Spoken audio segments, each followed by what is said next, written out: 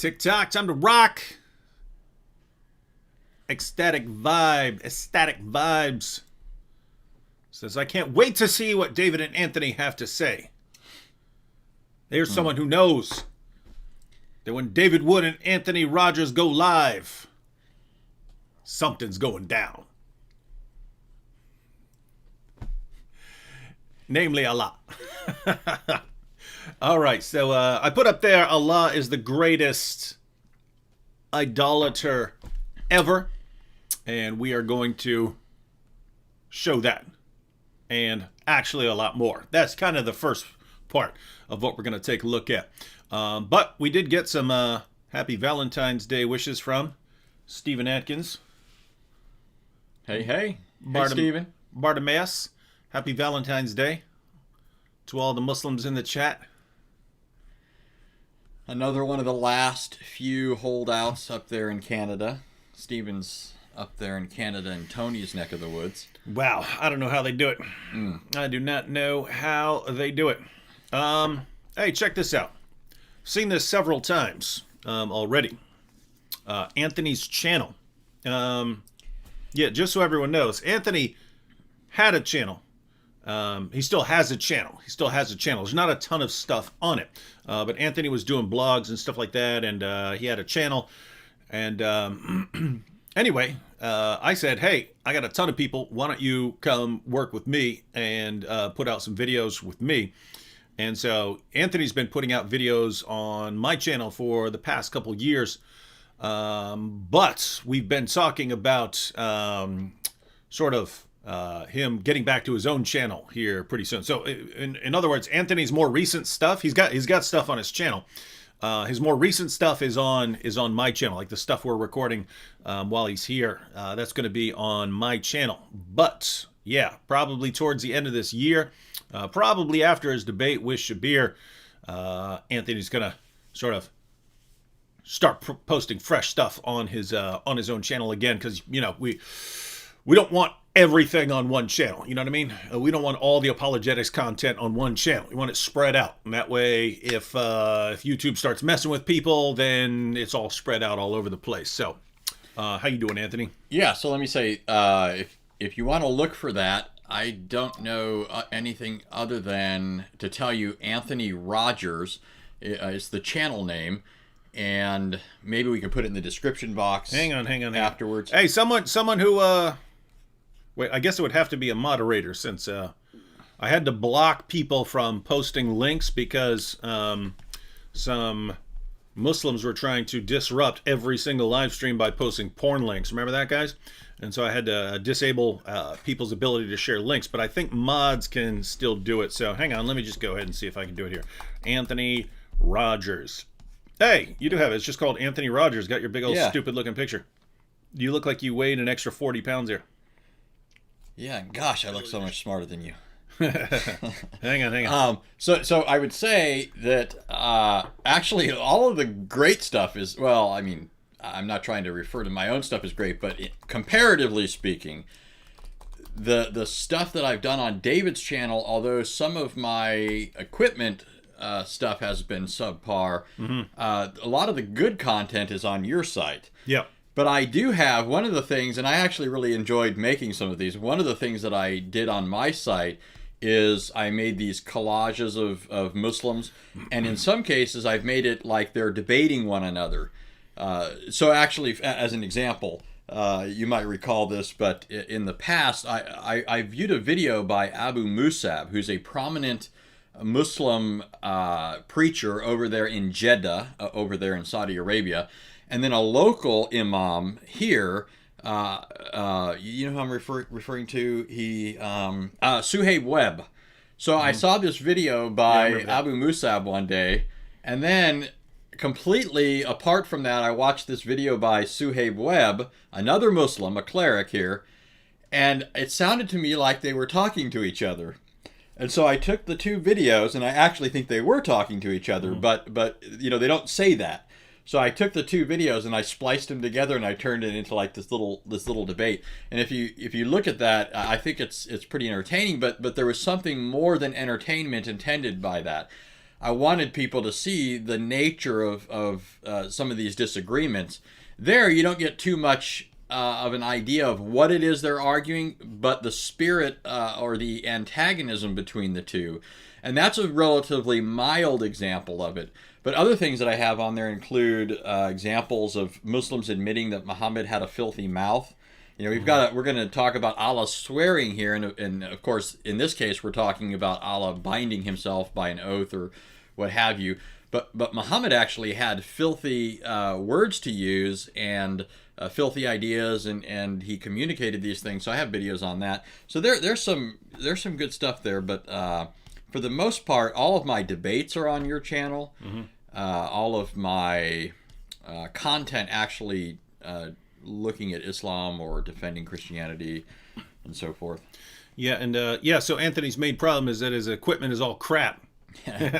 So this year, he's going to keep posting stuff on my channel, and then as the year goes on, we're going to get him all set up with awesome camera, lighting, mic, all that stuff. So right now, basically, Anthony's got great, awesome content. But in order to package that for YouTube, there are some extra things. So we're doing the recording here because I have awesome equipment.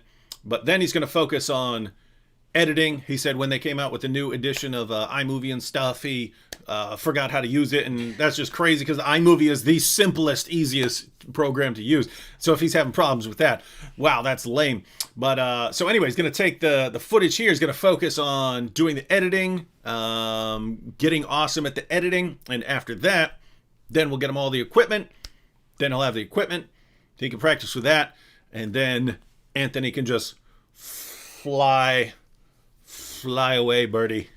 Fly, free bird, man. Fly, I mean, free bird. Fly. You know what that's from? Wait, what? Fly, pelican, fly.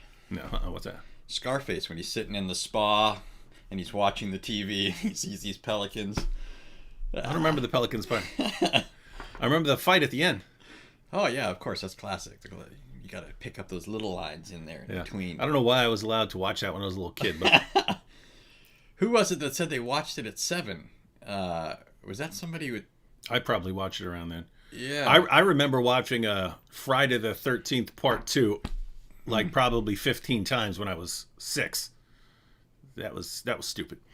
Anyway, hey, check this out. T. Jordan 14 says, was the Bible corrupted as Muslims and Bart Ehrman claim? Well, what Muslims and Bart Ehrman claim are completely different things. In fact, it's only the ignorance of Muslim fans of Bart Ehrman who think that they're saying the same thing. What's your take on this, Anthony?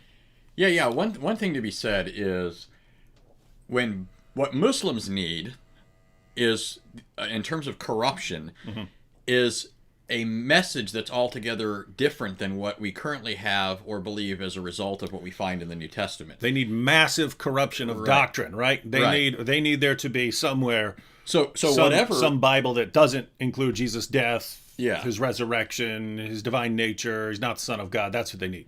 Yeah, so if you look at Bart Ehrman, he would not tell you.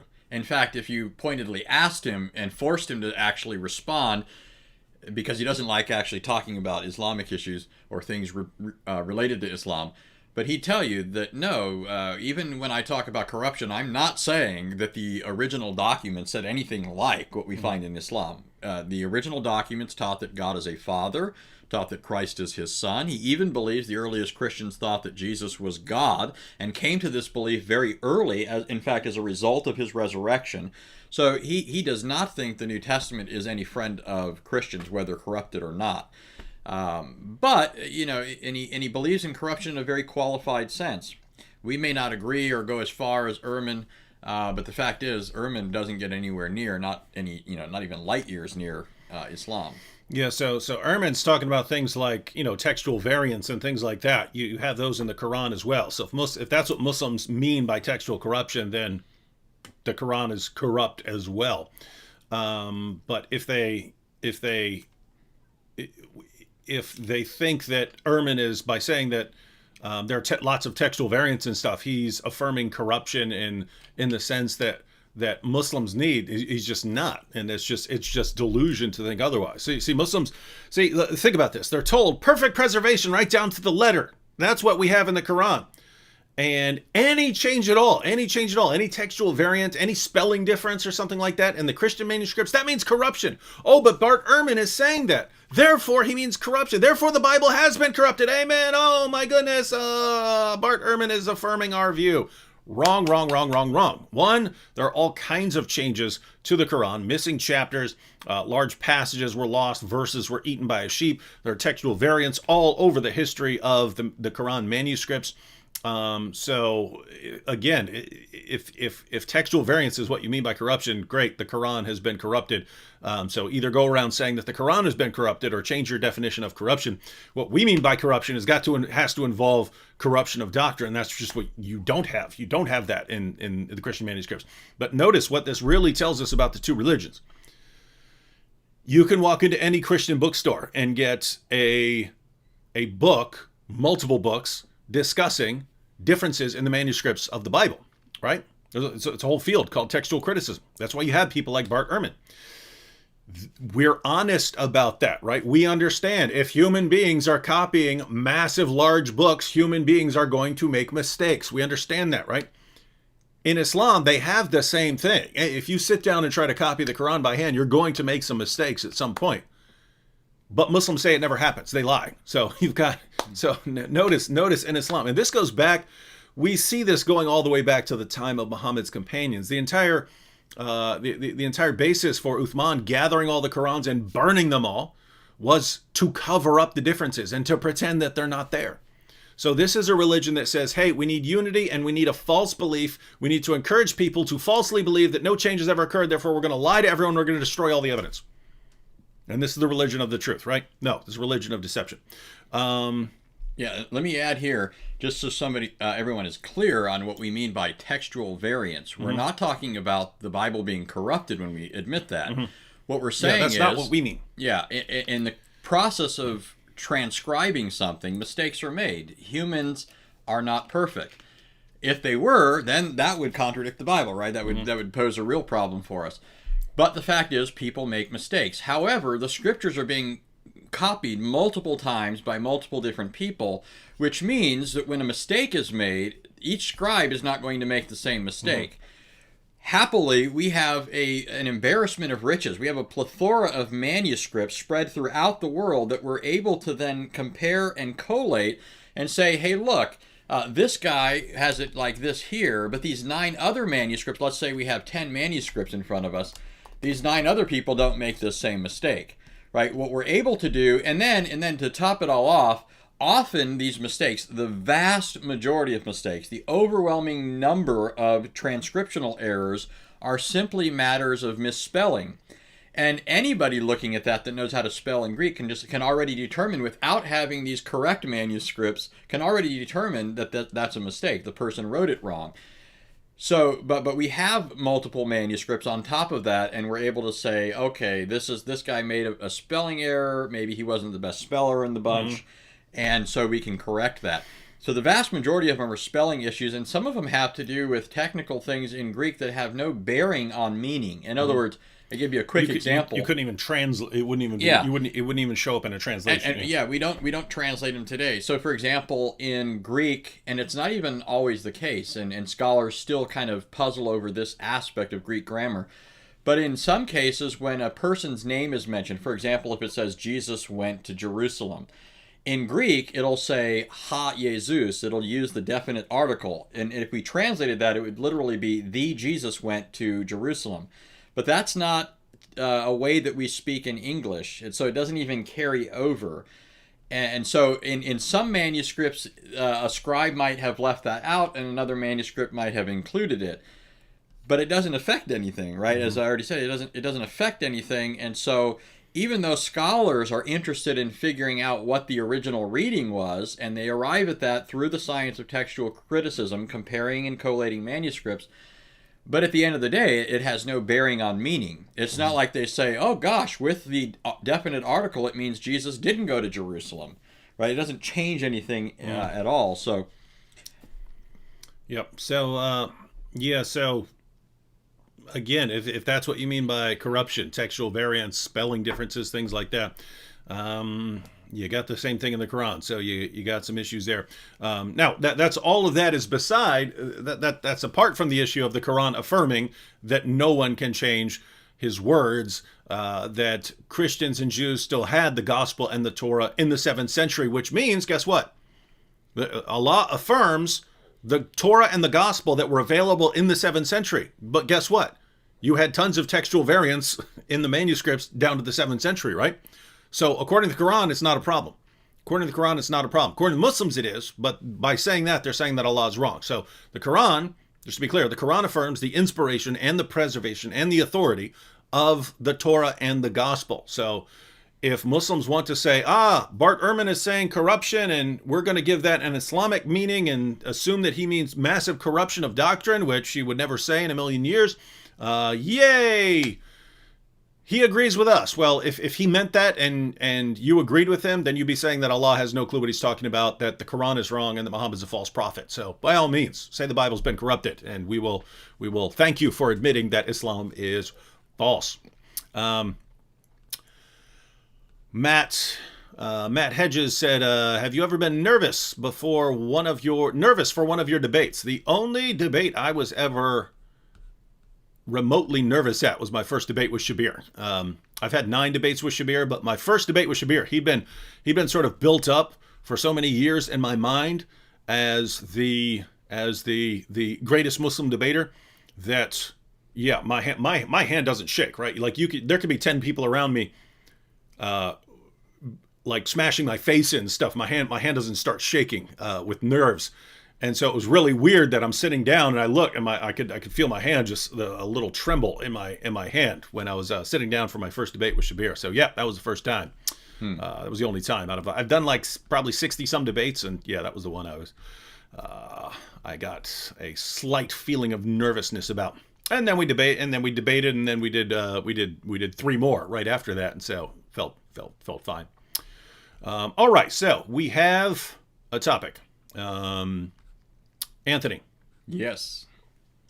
What do you think about Allah? How can we say that Allah is actually an idolater or a mushrik or someone who commits shirk or someone who associates partners? What's going on with that? Yeah, so first of all, everybody should remember the Muslim claim, and this is the central or chief article of Islam. This is that doctrine that they would give the greatest priority to and say that everything else hinges upon or follows from this doctrine, namely that Allah is one. And when they say that Allah is one, it means, among other things, that there are no other gods besides Allah. To have another god besides Allah is to commit the sin of shirk, which means the sin of association, or ascribing an associate or a partner to Allah. So, according to Muslims, this is their chief article, and this is also the doctrine that if a person violates, and there's a lot of ways a person can violate this, and they break these into major and minor sins. At least with respect to major sins, anyone who commits that sin and dies upon it will go to hell forever. Now, here, it's also relevant to point out for people that according to Muslims, everyone's going to hell, right? Even Muslims are going to hell, except for a handful of people that were guaranteed paradise, who even still feared that they might be going to hell, even in, though Allah promised them that they wouldn't. In any case, so the Quran says almost everyone's going to hell. The only people that aren't going to get out of it are those who committed the major sin of shirk and weren't Muslims, right? Non-Muslims won't be forgiven for any sins because they were mushriks. They were guilty of associating partners. So in the hadith literature, for example, Muhammad gives us an example of something that's forbidden because to do otherwise is an example of shirk. Right, and here's so this is a hadith. This is multiply attested. It's found in Bukhari. It's found in Sahih Muslim. It's found in Sunan Abi Dawud. It's found in multiple places. So this isn't contested. It's a Sahih narration. But it says, narrated Ibn Umar, the Prophet said, if anyone has to take an oath, he should swear only by Allah. the people of Quraysh, so he's referring now to the idolaters according to the Quran. These are the people that are repeatedly referred to as polytheists and idolaters. He says, the people of Quraysh used to swear by their fathers, but the prophet said, do not swear by your fathers. So keep both of those things in mind. Positively, Muhammad said you're to swear by Allah. In fact, he says by Allah alone. But then negatively, he says you can't swear by your fathers. Later, in another hadith, this is found in Sunan Ibn Majah, Volume 3, Book 11, number 2095, says, it was narrated from Abdur Rahman bin Samura that the Messenger of Allah said, do not take oaths by idols, nor by your fathers. Now, I know you're putting this question to me, but maybe at this point you want to interject, or at least chime in on the fact that does Muhammad in the Quran show anybody violating this stricture? I can think of one person who does it. How does he do it? Flagrantly? Does he do it? He does it more than anyone else in all of history. Right. So here, David's referring to Allah. Right. If you look in the Quran, in fact, David has a video on this, and that's why I kind of was, trying to get him to chime in there a little more. He's got a whole video on this that's actually awesome. It was one of his earlier videos. Hopefully one day when he remakes some of his videos, he remakes that one, because it really is. It's a classic, but if you listen to the audio, it's not as great as some of the contemporary stuff. Yeah, that was old. That was when I had garbage equipment like Anthony has now. Well, so let me read. This is actually, so this is from Surah 74, verses 32 through 34. So this is just 3 verses, and notice this is Allah speaking, right? Allah speaks directly according to Muslims in the Quran. It says, nay, I swear by the moon, so this is Allah, I swear by the moon and by the night as it retreats and by the dawn as it shines forth. So here's Allah in the space of 3 verses swearing by the moon, by the night, and by the dawn. And that's just the tip of the proverbial iceberg.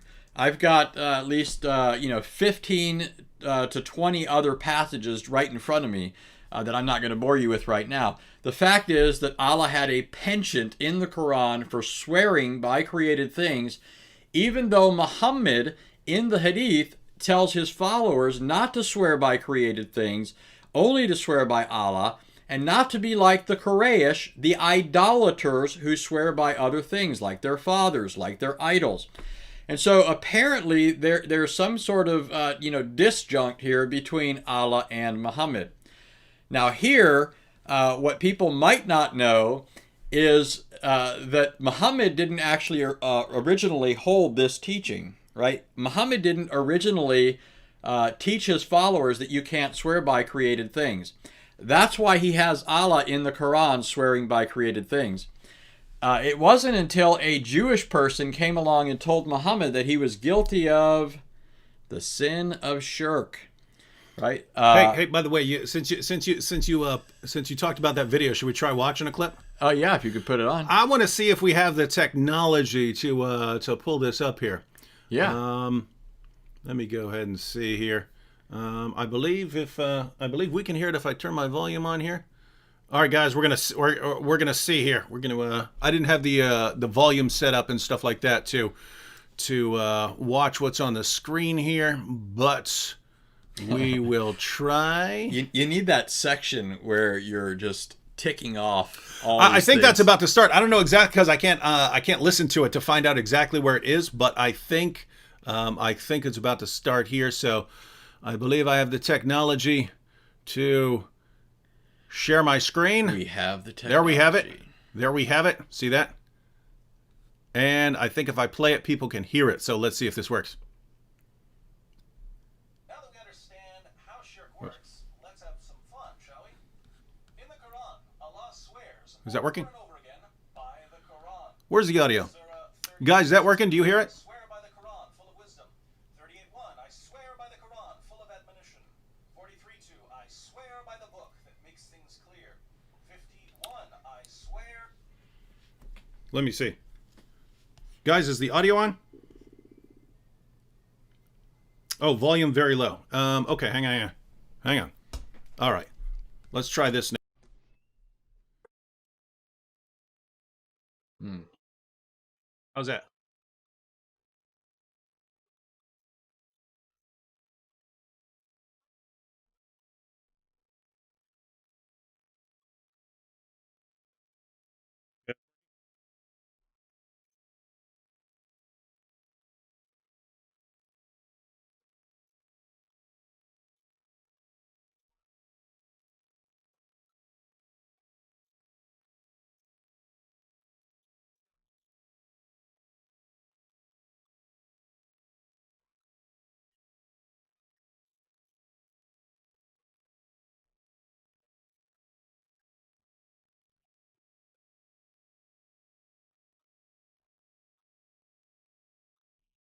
Hey, that's the guy that talked about.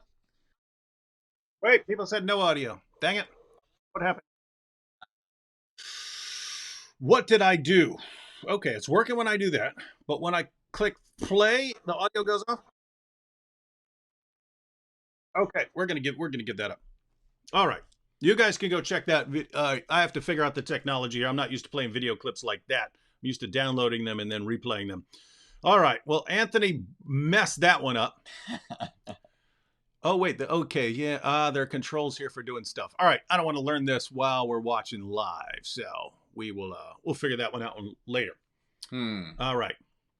Well, Anthony botched that one. I botched that one. I let David man the helm.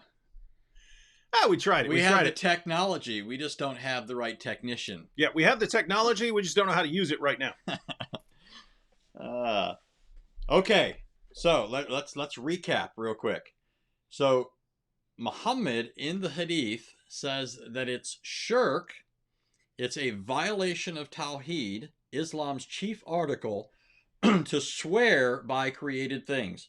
So he orders his followers only to swear by Allah and forbids them from swearing by their fathers or by idols or anything else, right? There are numerous hadith that condemn swearing by anything other than Allah. There's a hadith, for example, where Umar forbids swearing by the Kaaba because Muhammad had ordered that people not swear by created things. So he said, swear by the Lord of the Kaaba, for example. So Muhammad actually condemned this. However, there's a problem here because in the Quran, we see Allah apparently at odds with Muhammad on this particular matter, right? What's interesting is we actually have evidence that Muhammad himself used to swear by created things. So, for example, this is from Whoa, Sunan. whoa. Hang on. Just make sure here. We have audio, right? It says we have audio. Just making sure. I'm looking at the comments, but I think these are from back when we were watching the video. I just wanted to make sure. Everyone can hear me, right? Everyone can hear us? This all true? Okay. Tony says good audio. All right. We're good. All right, continue. Okay. So Sunan Ibn Majah, this is volume 3, book 22, number 2706. It was narrated that Abu Hurairah said, a man came to the Prophet and said, O messenger of Allah, tell me which of the people has most right to my good companionship. Muhammad said, yes, I swear by your father, you will certainly be told. And then he goes on in the hadith to say that your mother has the best right of your companionship. Later in the same hadith, he also swears by Allah. So apparently, Muhammad thinks it's appropriate at this point. And notice, he's a prophet at this point in the Islamic conception of him. He's a prophet. He says he swears by your father, and he thinks this is appropriate. So nobody can say this is before Muhammad was a prophet or anything like that. And this is in Sunan Ibn Majah. There's no question about the authenticity of this hadith based on the criteria that Muslims use to establish authenticity. And so there's a problem here. How do we account for the fact that Muhammad at one point condemns the idea of swearing in the name of anyone other than Allah, and yet in the Quran and Muhammad himself in the hadith, we find Allah and Muhammad, his chief prophet, swearing by other things? Well, the explanation for that, and I already tipped my hand here, the explanation for that comes from Sunan and Nisai. This is volume 4, book 35, number 3804. Now pay attention carefully.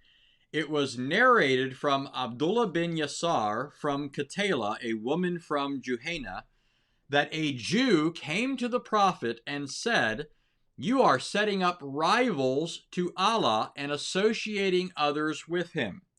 Okay, so what this person is accusing Muhammad of is the sin of shirk. He's saying you're setting up rivals to Allah and you're associating others with him. You say, now he's going to explain how Muhammad and his followers are doing that. You say, whatever Allah wills and you will. In other words, this person, whoever says this, Allah wills this and you will this, they're joining somebody with Allah when they talk this way, because they're suggesting that this event happening is contingent upon the will of Allah and the will of Muhammad. Okay? But then he goes on. There's more to this. He says, you commit shirk by saying whatever Allah wills and you will, and you say, by the Kaaba, or I swear by the Kaaba. So the prophet, this is how Muhammad then responds to this. So the prophet commanded them, if they wanted to swear an oath, to say by the Lord of the Kaaba, and to say whatever Allah wills, then what you will. In other words, this person's will is subordinate to the will of Allah. Allah's will is ultimate. This person's will is subordinate to it and contingent upon Allah's will. So there are two ways the early Muslims used to commit shirk, according to this Jew. It was by swearing by other things besides Allah and joining Muhammad to Allah in the expression of his will, saying it was contingent equally upon Allah's will and Muhammad's will. Subsequent to that, Muhammad then forbids this.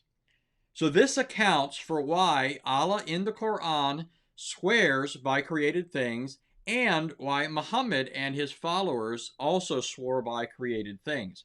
But now this creates a problem, right? It's one thing now for Muhammad to come along and say, okay, from this day forward, we're not going to swear in the name of created things. That's one thing. But he's got this other problem on his hand, namely that in the Quran, Allah has done this repeatedly, right? So when you think about it, this is actually interesting. We've talked about an aspect of what I'm thinking about here before. One of the things that's always just sort of I've marveled at when I look at Muhammad and I've tried to put together, Muhammad had certain ways of trying to clean up messes after the fact, right?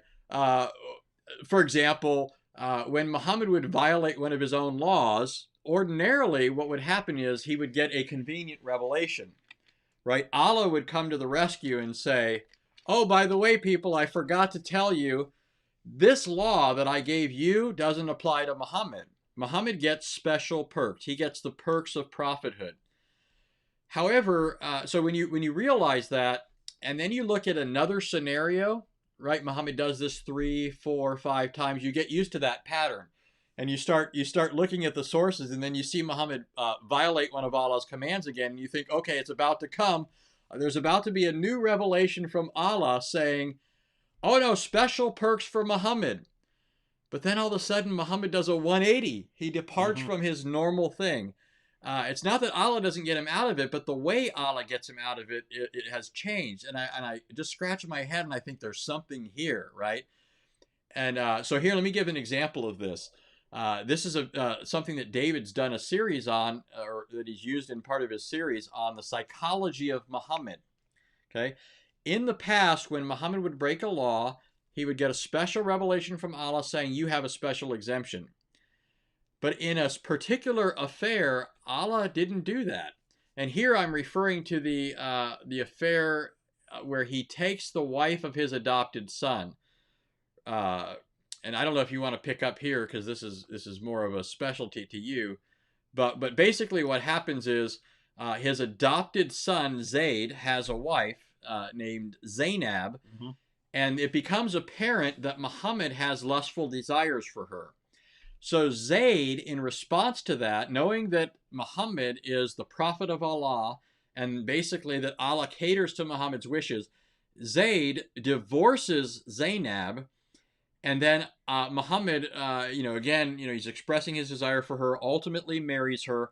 And this leads to an uproar among the Arabs. Even Muhammad's companions are put out by this. This is an atrocity because he's not only taken a woman from one of his followers, and it seems as though his lust for her leads to the divorce to begin with, but it's the wife of his adopted son. And this is prohibited. Not only Prohibited by everyone in history. yeah, yeah.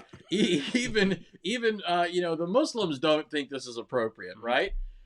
Well, here Allah comes to the rescue, but he doesn't say no special perks for you, Muhammad.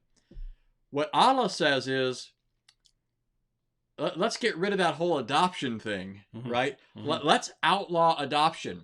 So that's why when you look in the Islamic world, there's no such thing as adoption. Yeah.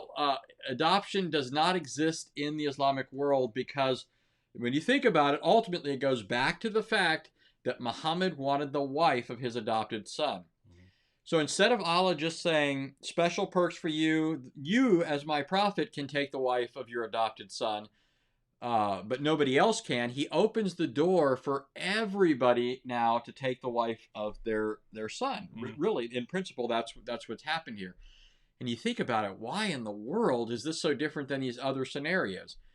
And the explanation for that can be found by watching David's videos on the psychology of Islam, where what you find out is Muhammad, this is among other things, right? They should really go back and watch your video where you lay this all out. But ultimately, when Muhammad's choosing things, when he's sifting through things to accept or reject in terms of the prior paganism or Judaism or Christianity, it's being filtered through all sorts of things, including Muhammad's background, his upbringing. In Muhammad's background, you find out that his father died before Muhammad was born. Right? Muhammad never knew his father. By the time, so he's living with family of Bedouins. Yeah, he's actually being cared for by a wet nurse, and this ties in with other things. But they give him back because they think he was demon possessed. Right. They give him back to his mom. Then Yeah. his mom dies a year and a half later. And then he's given to his grandfather. His grandfather dies. So by the time he's 8, every single close relationship Muhammad has had is gone. Right. Gone. And so now you think about this. Here's Muhammad. All the significant male characters, especially in his life, have died.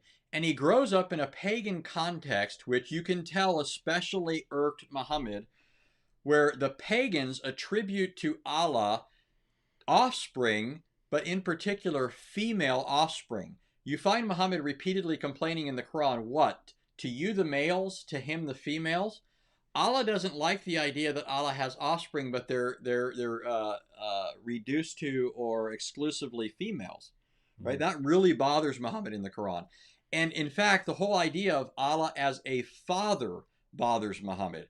So Muhammad gets rid of the whole idea of the fatherhood of God, which you find in Judaism and Christianity. And in conjunction with that, the abolition of adoption, right? It's right. like, I mean, just think about that. Guys, I was an orphan. I didn't have a father. I didn't ever get a father. I just never had a father. If I don't get a father, you obviously don't get a father. And God isn't our father. No father for you. No father for you, people. That's the message of Islam, right? Wow. Yeah. Wild stuff. So there's a problem here, right? Muhammad can't just get rid of these verses in the Quran. In fact, this brings up another issue. In other cases, when Muhammad blew it in the Quran, he always had the abrogation card. Yep. Right? There's the famous satanic verses where Muhammad said something.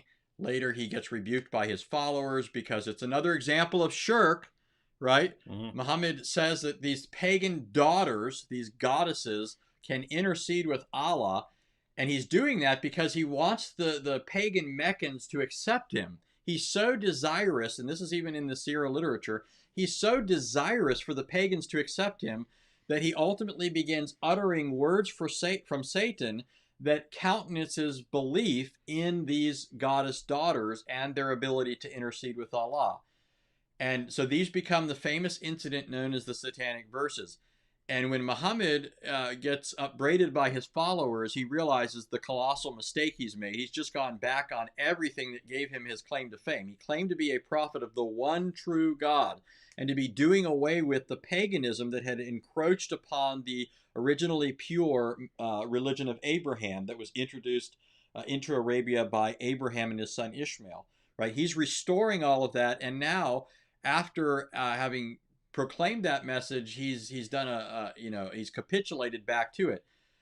So he gets upbraided by his followers, and then he comes up with the convenient excuse that Satan cast those words on my tongue when I was reciting, but now Allah has apprised me of my error and has abrogated those verses. Okay, so this is where you get the doctrine of abrogation in Islam. Allah has abrogated those verses and replaced them with better ones, right? Now, can Muhammad do that very easily on this occasion when it comes to Allah swearing? No, because it's all over the place. Right. It's all over the Quran. You'd have to abrogate. Yeah. Yeah, in the case of the Satanic Verses, it's a couple of verses. Even though the excuse isn't valid, right? The excuse completely blows the lid off of the Islamic religion, right? Muhammad's admitting that he spoke for Satan when pretending to be speaking for Allah. And if he couldn't tell the difference in that occasion when he was speaking for Satan or when he was speaking for Allah, then all sorts of dominoes begin to fall. The domino that Muhammad could tell the difference between Allah and Satan, the domino that Muhammad was speaking words that were so eloquent that nobody could possibly imitate them, not even the jinn, like Satan, right? Satan's supposed to be a jinn. Well, here's Satan supposedly giving revelation that Muhammad can't distinguish between what Allah says and what Satan says. So just all sorts of dominoes begin to fall. But he can't do that in the case of Allah swearing because it's found over and over and over and over again in the Quran. He'd have to start doing, like a scissor. What was it? Was it Ben Franklin who had his own little Bible where he was cutting out all the verses he didn't like? Thomas Jefferson. Thomas Jefferson. Yeah. So Muhammad would have had to have done a serious, cut and paste job here. So that's not available to him. So instead of saying these verses were abrogated, and the other thing to remember here is you can't, how do you abrogate the statement that Allah did something? Right? It's one thing to say Allah has changed his mind about alcohol. You can't drink anymore. Yeah, the idea of supposedly abrogation applies to commands. Right. You're commanded to do one thing, and now you can be commanded to do something else. Right. So what happens is what Muslims end up saying is, in the case of Allah, it's not shirk, right? Yeah. Allah can, they don't even necessarily say it's not shirk. They say that Allah basically can do it. I mean, but they do want to say it's not shirk at the end of the day. So the excuse then is Allah can do this, but Muslims can't. Now there's all sorts of problems there. If you say, so here it is in a nutshell. According to Islam, if you say, I swear by the moon, you've just associated the moon as a partner with Allah by swearing by it. Since you swore by it, you're deifying it, and then you've just made a god out of the moon. But as I show in that video we were talking about, Allah swears by everything. He swears by literally everything that exists. He names all kinds of specific things, but then he even says, I swear by the seen and the unseen. Well, guess what? There's only two kinds of things, seen and unseen, right? So if he swears by the seen and the unseen, that's everything, which means that Allah swears by everything. It means he is sworn by more things than anyone else could ever swear by. But yeah, as Anthony pointed out, the Muslims want to say, okay, yes, if a human being swears by something else, he's just associated it as a partner with Allah. But if Allah does it, if Allah swears by everything, he hasn't associated any of this as a partner with him. And you're saying you see some problems with that? Oh yeah. So you have this, you have a video where you go into that in detail and point out the inconsistency of saying Allah can do this. Now, of course, it's inconsistent, fundamentally inconsistent with everything that had come before, right? Muhammad claims that he's confirming what had come before in the Torah, in the Zabur, the Psalms of David, in the Injil, the gospel given to Jesus, the revelation given to Jews and Christians. Now, this disagrees with everything that you find in the Old Testament and in the New Testament. That's why this Jewish person knew to come up to Muhammad and say, you're committing shirk by doing this, right? Because in the Old Testament, for example, this is just one example, when God swears in Genesis 22, and this is not just an example of swearing in the Bible, it's an instance of God swearing, so it shows you how God swears according to the Bible. In Genesis 22, he says, I swear by myself, says the Lord. So God swears by himself in the Bible. If you look at Hebrews chapter 6, so now we're talking about a New Testament passage. It refers back to that, and there's actually numerous other instances in the Old Testament where God swears by himself. The author of Hebrews says, because God wants to show the certainty of something, right? He does, already the fact that God is promising renders it certain. God can't lie. But God binds himself with an oath, and it says, because there's no one greater by whom he could swear, he swore by himself. And this is ultimately what confirms God's promise, namely the promise that God made to Abraham on that occasion when he swore by himself. But notice the principle. The reason God swears by himself is because you swear by that which is greater. Remember Jesus in Matthew 5 when he's condemning the practice of swearing by created things? Jesus said, he's condemning those who swear by the hairs on their head. And he says, you can't change anything about the hair on your head. You have, there's just, and he also makes the comparison of lesser and greater things. He says, obviously, God is greater than the temple, so you swear by God, not the temple. So there's all these factors that tie into why you're not supposed to swear by anything other than God. God alone can vouchsafe the truth of what you're testifying to and hold a person accountable if they lie or vindicate them in the case that they are telling the truth. So God is the ultimate source, vouchsafing the truth of what a person swears by. This is why a person can't swear by something other than God, and this is why God doesn't swear by anything other than himself. And this is why a Jew had to tell Muhammad and apparently Allah, because Allah doesn't know that this is wrong until Muhammad knows this is wrong. Right? You notice that in terms of the story, Muhammad is apprised by a Jew of the fact that it's wrong to swear this way. And so it's not until after that Muhammad, remember, according to Muslim belief, these commands come from Allah. So if Muhammad doesn't condemn it until after a Jewish person tells him, then it's not until after Muhammad hears this from a Jewish person that Allah outlaws this. So Muhammad is one step behind the Jews, and Allah is one step behind Muhammad in this whole scenario. So where does that leave us? According to Muhammad's eventual position, you can't swear by anything, but Allah can do this, even though it's contrary to the previous scriptures. It's contrary to the Old Testament. It's contrary to the New Testament. Now you, I think, blow the lid off of the excuse that Allah can swear by created things in your video. But what I want to point out in particular, this is what we've been sort of working towards, is it even the case that Muslims only swear by Allah, given their theology? Now, yesterday, we talked about the fact that although you would assume that Islam believes there's only one eternal reality, namely Allah, the fact of the matter is, according to the Islamic sources, Allah is not the only eternal reality. Among other eternal realities is the Quran. The Quran is viewed as Allah's eternal speech. It's literally viewed as coexistent with Allah. And yet, at the same time, it's not Allah. Right? I debated a Muslim many years ago, and one of the things he kept saying that I used against him in the debate, it was a debate on whether or not Muhammad was a true prophet. And I said Muhammad wasn't a true prophet because he contradicted the message of monotheism brought in the previous scriptures. And of course, they think that's one of the greatest proofs of Muhammad's prophethood, that he brought monotheism. And I said, no, he didn't. And throughout the course of the debate, he kept referring to the Quran as something other than Allah. And I said, well, if the Quran is eternal and it's other than Allah, then you've got two eternal realities, right?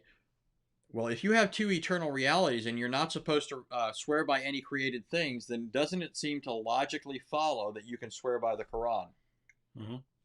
It does, doesn't it? Yep. Right? And I wish you could play a clip. You don't think you can play a clip?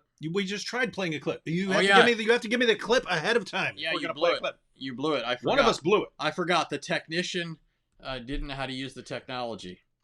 Well, Anthony shows up and, hey, can you figure out how to play a bunch of clips that you don't even have and just do it while we're going live instead of me giving them to you 5 minutes beforehand?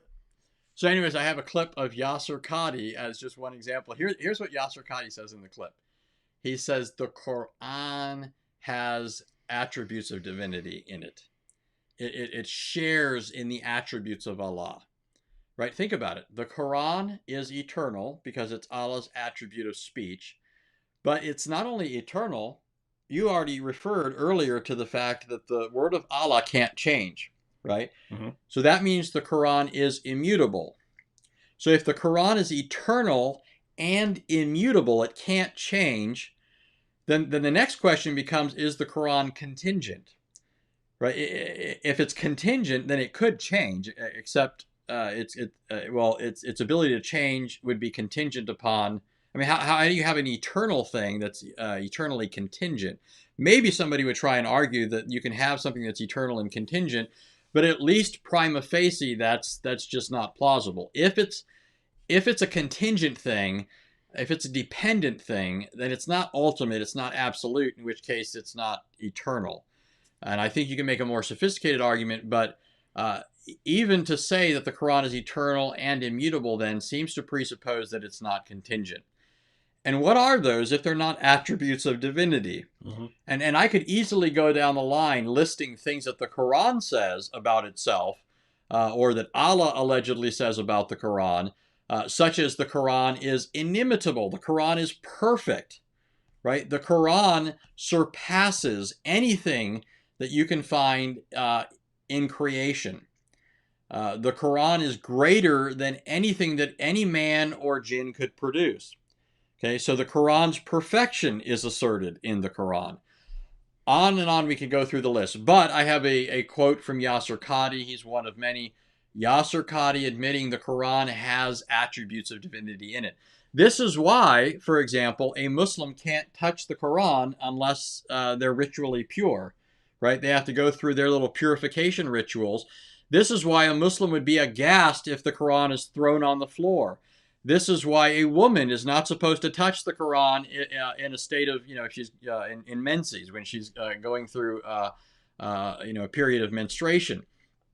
This is why, on and on, I could go talking about how Muslims treat the Quran not just as an, book and ink, paper and ink, and I'm not just talking about a person having, treating a book well, or even having respect for how they treat the Bible because its contents contain God's revelation. They're treating the Quran as though it were something more than just something that's holy. It's something that bears the very attributes of Allah, at least in the sense of its recitation, right? It's immutable, it's eternal, it's non-contingent, it's perfect, and on we could go. Because of that, many Muslims say that in fact, this is the standard, this is the orthodox position in Islam, that you can actually swear by the Quran. That's what Yasser Qadi is actually building up to in that clip that I wanted to play, which I'll put in my video, by the way, where you have Yasser Qadi saying that you can swear by the Quran because the Quran is not a created thing. Now let me just give you part of the rationale for that, because many people are going to wonder, well, okay, but is there something from Muhammad regarding this? Oh, there you go. Yeah. So in the first place, the Quran says not only that you can't swear by created things, it says that you can only take refuge in Allah. And that's part of the rationale for why you can only swear by him. You're to take refuge in Allah alone. Only Allah can guarantee the outcome of what you swear by. Only Allah can be a source of protection and safety and so forth. Well, listen to what Muhammad says then in light of that in the hadith. This is found in Sahih Bukhari, Sahih Muslim, Sunan Abi Dawud, Jamiat Tirmidhi, Sunan Ibn Majah. It's found all over the hadith material.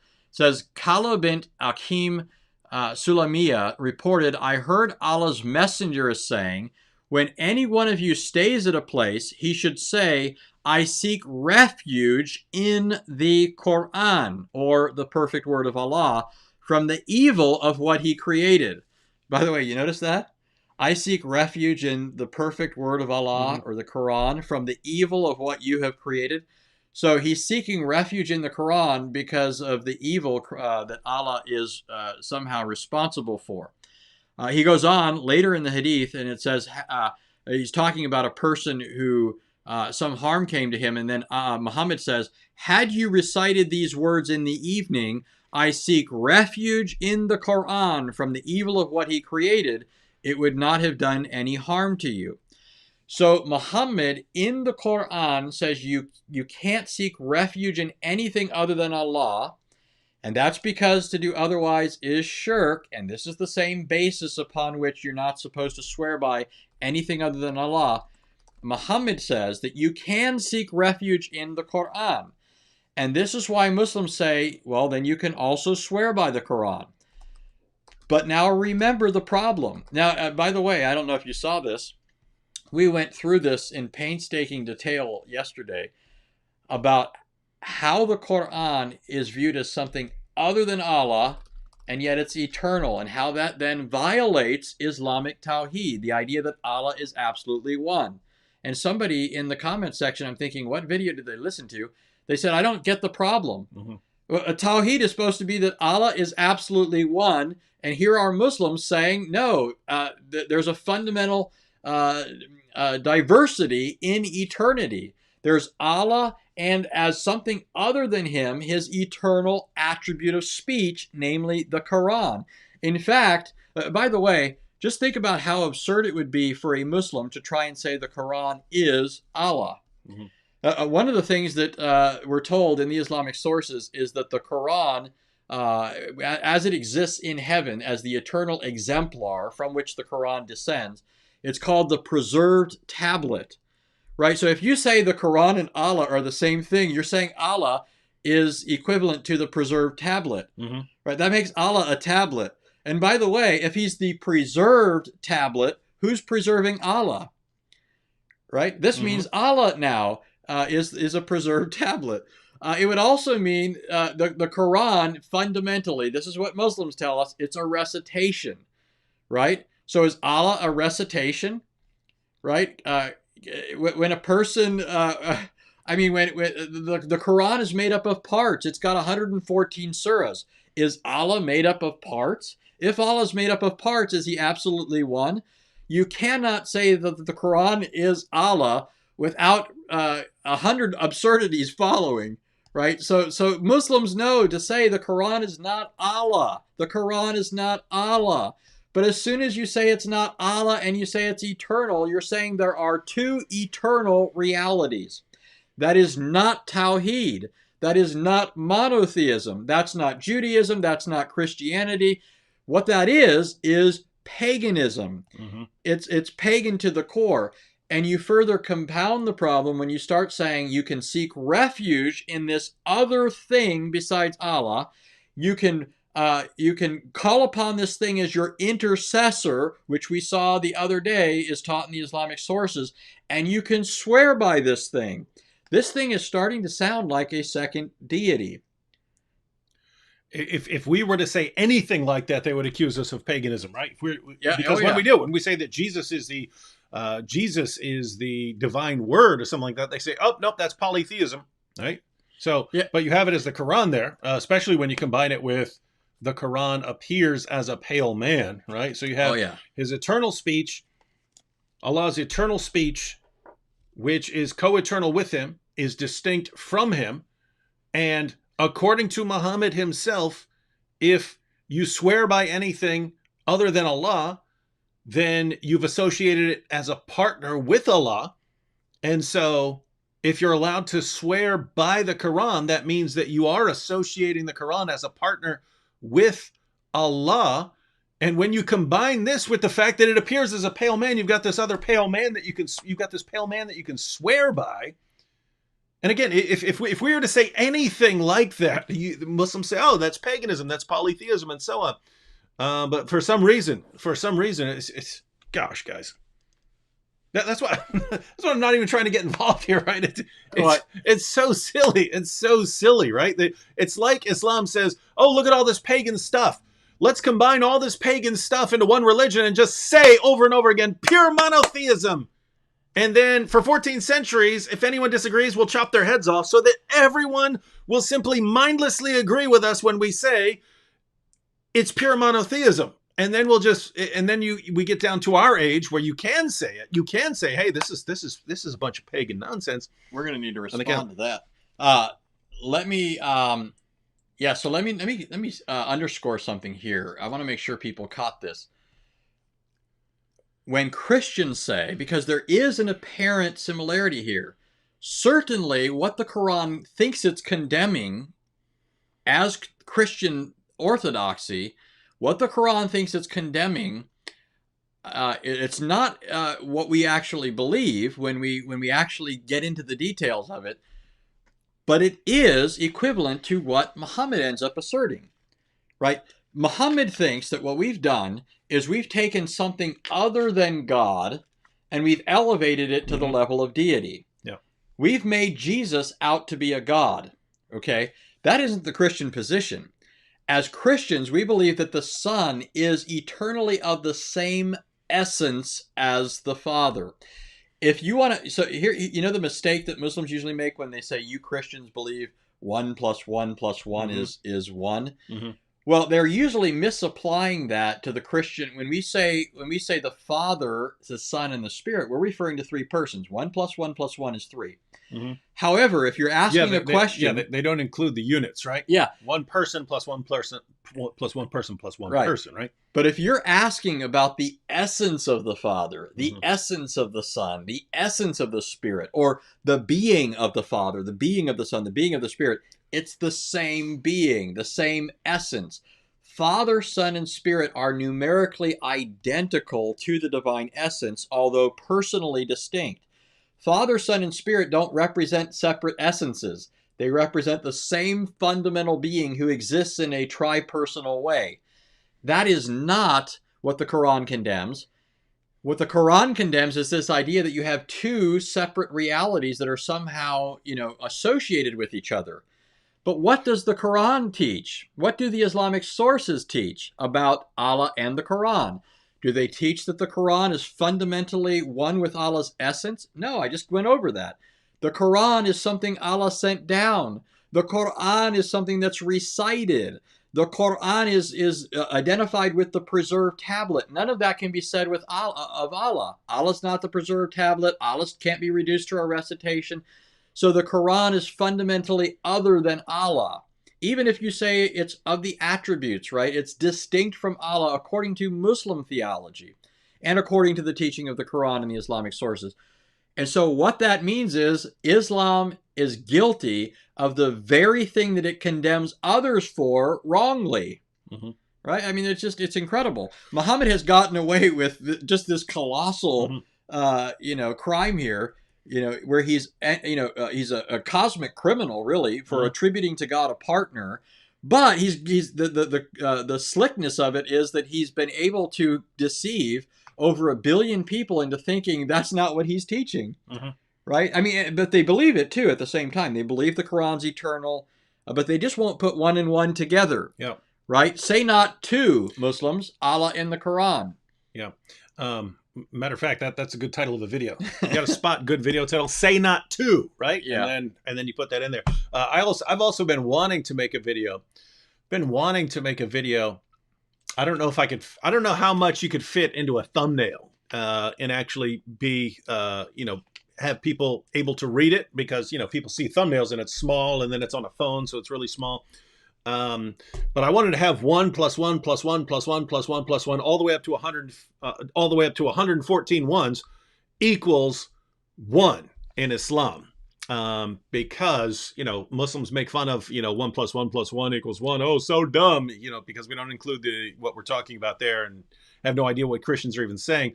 But it would apply. It would apply to Islam because the Quran appears as a pale man. The Quran appears as a pale man to intercede for you. But Muhammad also said that individual chapters of the Quran appear as flocks of birds that speak on your behalf and testify and intercede for you and so on. So notice, you've got 114 flocks of birds. They all have their own memories and, communication ability and things like that. They talk. But you have 114 of them, and yet they all add up to one man. So you have 114 persons who add up to one person, right? Now notice, all of that is according to Muhammad. That's not according to me. That's not according to Anthony. That's according to Muhammad. So basically, what Muslims are saying is their entire theology of the Quran is just absolute nonsense, and Muhammad's a false prophet for proclaiming that. Why don't Muslims see the problem here? Because they don't know it, right? They don't know it. Their leaders don't tell them about this. It's all right there in their most trusted sources, and that's why it falls to us to go ahead and point these things out. But did y'all catch that? Each chapter of the Quran at the judgment will appear as a flock of birds. Apparently, he doesn't say this, but apparently it's a flock of birds because probably the individual verses are individual birds. And so each chapter of the Quran shows up as a flock of the birds that are in there. But each flock will be able to intercede for you. So notice that's 114 different sort of witnesses there, and yet the Quran also appears as a specific pale man.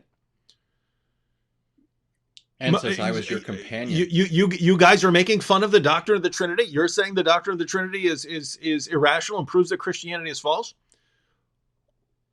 Why don't you answer this? Because you never hear this, right? Your leaders don't talk to you about this stuff. You got to hear it from people like Anthony or people like Sam Shamoun or people like me. Now, let me make a connection here in case I don't know how many people will know this. Earlier, we were talking about the belief of the pagans that Allah had these daughters that the pagans thought of as his daughters who were deities and had the power of intercession. And they're the birds. They're the birds. So yeah. They were called the Geranique. Yeah, the cranes. Yeah, the cranes. Guys, think about this. This is extremely important, right? Because yesterday we were talking about what Muhammad actually did, right? Muhammad comes along and he says, because even according to the Quran, the pagans acknowledged Allah as the supreme God. They believed in these other goddesses and so on as intermediaries, intercessors, right? They would take your prayers up to Allah. So you have all these things that are standing in between you and Allah. And Muhammad comes along and says, no, that's all paganism. And Muslims agree and they say, yes, that's paganism to have all these intercessors between you and Allah. And they say that's paganism, that's polytheism. You're deifying all these things by putting them in between you and Allah. And so we need to get rid of all that stuff. And then what do they say? Oh, now we have all these other intercessors. But Anthony, I knew you were pointing this out because we know this. But think about it. In the story of the satanic verses, the daughters of Allah, Alat, Alusa, and Manat, these three pagan goddesses, they're called the exalted cranes. They're the birds, right? Because the idea is you're here, Allah's way up there. And so when you pray, the birds will hear it and they'll carry your prayers up to Allah and they'll say, oh, Allah, you need to listen to what this person's saying here. And Muslims say, yes, that's paganism. That's horrible. That's polytheism. That's shirk. That's idolatry. You can't do that. What a sick, twisted religion. And what does Muhammad do with the Quran? It'll come like a flock of birds, people. The Quran, think about this, right? Anthony's already shown that the Quran is associated as a partner with Allah, even though it's not Allah. So there's Allah, then there's the Quran. Say not to, right? And it's funny because they won't. Desist, it would be better for you. Yes, I mean, it's just amazing because it's clearly there are two. There's clearly two things there. There are clearly and indisputable two things that are both, that you have deified them both, but you won't say it, right? Because you can't, as Anthony said, you can't put one and one together. But then, as if that weren't enough, what are these individual chapters of the Quran? They're birds who intercede for you. Do you see it, guys? Do you see it? Don't believe in Allah, Alusa, and Manat, those pagan birds who intercede for you. Believe in the Quran. these 114 flocks of birds who will intercede for you. The Quran's so much better. We got so many more birds than those 3 birds. You just got 3 birds over there. Now you have 114 entire flocks. Paganism over there, but not when we do it. Even though the Quran is deified, and even though the Quran is deified and appears as a pale man, and somehow that pale man is comprised of 114 flocks of birds, each one of which has its own intelligence. Guys, but this isn't paganism. This is just pure monotheism here. This is amazing stuff, man. This is amazing. This is a wild religion here. And it just seems like, you know, one of the things I've trained myself to do is never think I've gotten to the end of something, right? And with Islam, it just keeps proving that that's a good principle to work with, because I get somewhere and I think, oh my goodness, I had no clue. And then I get further and I'm like, I thought I had, I finally, you know, you feel like this should be the end, but it isn't, right? It never is. There, you know, you always open up one door and find 10 more rooms. It just, it's unending. Just so you know, I'm stealing that say not to. Yeah. And Stephen Atkins, I said it in my debate once. Stephen Atkins, Stephen Atkins said say not 114. Right. Right, So right. Notice Yeah. in my mind those are two separate videos right there. Say not to, say not 114. Yeah. Make those both. And will I give credit? No, I'll just do it, ladies and gentlemen. I'm a psychopath. And that happens all the time. I do that all the time. I Just steal so you know. Anthony's stuff. Matter of fact, earlier when he was talking about my series on the psychology of Islam, I got that from him. I got that idea from him, right? I was familiar with Paul Vitz making certain claims about atheists. It was Anthony who points out that there's a little section at the very end of his book where he talks about how this psychology would have expressed itself before modern atheism and so on. So I built an entire series off of something he points out. I steal all of Sam Shamoun's stuff, right? He says he says it, but he's such a loser that and he blocks everyone, so no one pays any attention to him. But then I steal the stuff and I make it popular, and everyone says, "Oh, David, you're so brilliant, you're so smart with all this stuff." When I was saying, I wasn't confirming your comment about Sam. I was saying, what I was going to say is... No, you confirmed it. I said, what did I say? I said he's a loser or something? You said, yeah. You heard it, Sam. You see this backstabber here? He's going after you, man. I try to stick up for you, and look at what he does. No, what I was going to say is... With friends like this. So you're acknowledging that this idea, that I had this, but let's be fair here. I had this idea, but I also, along with that, thought the perfect person to do this is David. Mm-hmm. So I said, I've got to tell David about this, because David will take this and turn this into an incredible video. Mm-hmm. And I think I mention this to you almost every time I see you, how I'm still a little, the video did well, but compared to some other videos, I constantly look at this and I think, everybody has to go watch this series, because this series really does explain things. And I never even finished the series. I didn't even get to Zainab and all that other stuff. I think part of the reason is because it, it's endless. And it really should have had many more views. Mm-hmm. But I've seen other videos. I mean, I usually think the videos you do are good. I can't think of a video I didn't like. But content-wise, that some topics are more important than others, right? And I've looked at some topics and I thought, that's a relevant thing for some, contemporary news story or whatever. But I look at this and I think this explains so much of what happens in what becomes Islam. Yeah, it's what has it got? Part 1 had 134,000. So yeah, but you're right. If I put that together, if I could cram all of it into a single video and really get everything in there, I think that's a million. Because guys, we talk about Muhammad basically taking everything that was around him and rolling it up into a ball, and that becoming Islam, right? He takes certain elements from heretical Christian groups that were there. He takes certain things from Jews. Can't tell the difference between, the Torah and other sources that the Jews are quoting. You can't tell the difference. He takes stuff from the pagans. He takes stuff from the polytheists. He takes stuff from the Persians. He takes stuff from everyone around him, rolls it up into a ball, and you get Islam. But there was something missing, and the something missing was what is the site, what's going on in his mind, because he doesn't take everything.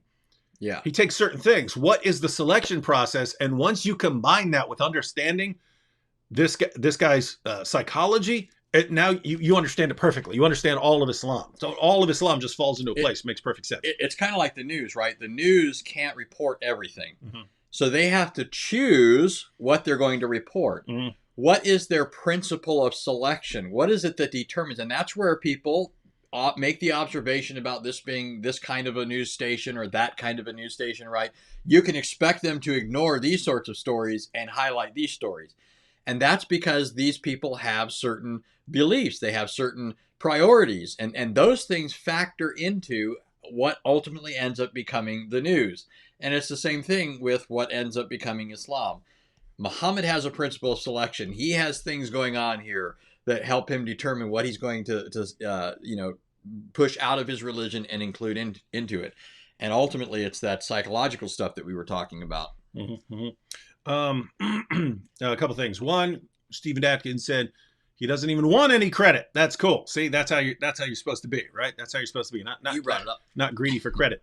So when I say not 114, yeah, that's cool.